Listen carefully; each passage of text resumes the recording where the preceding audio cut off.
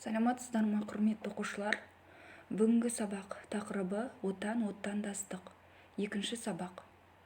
Оқу мақсаты: мәтін құрылымын сақтай отырып, графиктік мәтін түрінде берілген процесті сипаттап жазу.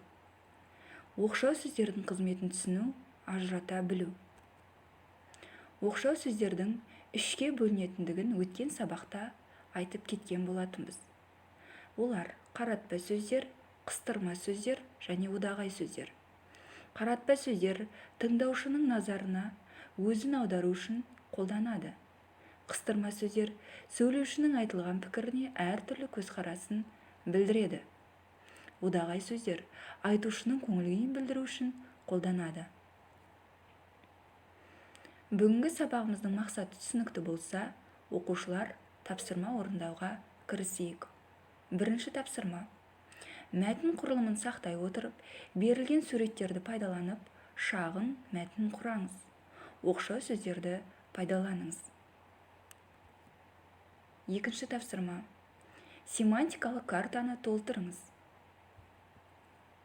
Үшінші тапсырма: тыныс белгісін дұрыс қойып, дәптерге жазыңыз. Үй тапсырмасы: оқшау сөздерге байланысты 3 сұрақтан 5 нұсқадан тұратын тест құрастырыңыз.